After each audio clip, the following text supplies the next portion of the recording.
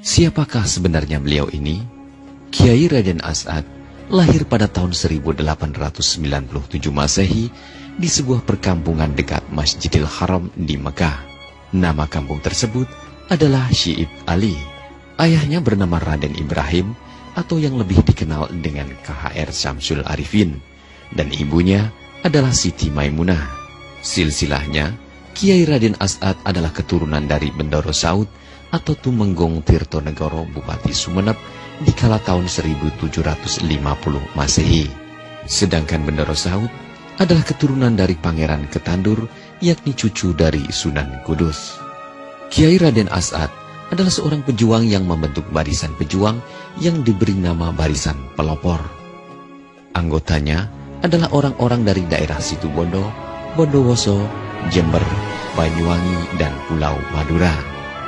Uniknya, Barisan Pelopor ini anggotanya tidak hanya dari para santri saja, tetapi juga dari kalangan penjahat yang dididik oleh Kiai Raden As'ad untuk memiliki jiwa nasionalisme dalam rangka membela negara.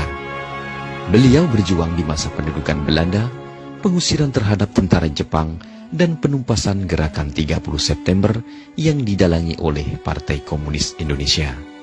Kiai As'ad juga berperan sebagai mediator berdirinya Jam'iyah Nahdlatul Ulama dan anggota dari Konstituante pada tahun 1957 sampai dengan 1959.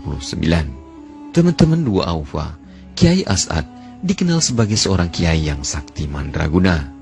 Beliau mempunyai karomah, ilmu agama yang mumpuni, dan dipadukan dengan ilmu bela diri. Dalam catatan Kiai Haji Abdul Mun'im, pada saat sekutu kembali melakukan agresi militer ke Indonesia, mereka telah menyiapkan titik-titik yang dianggap strategis untuk digempur dan dihancurkan. Seperti telah mereka ketahui bahwa di Indonesia mempunyai kiai-kiai sakti yang menjadi penghalang jalannya kolonialisasi.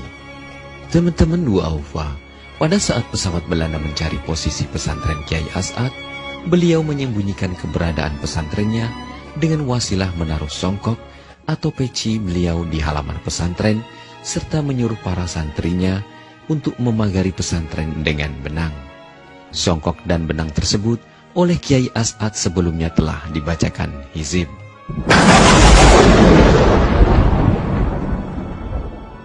Dan bisa ditebak, pesawat Belanda tidak bisa menemukan jejak keberadaan pesantren Kiai As'ad, dan tank-tank Belanda pun tidak mampu mendeteksi keberadaan pesantren tersebut. Pada hari berikutnya, Kiai As'ad menyuruh seorang santrinya untuk meletakkan lagi songkok beliau di tengah hutan. Kemudian, santri tersebut langsung membawa songkok dan meletakkannya di tengah hutan sesuai perintah Kiai As'ad.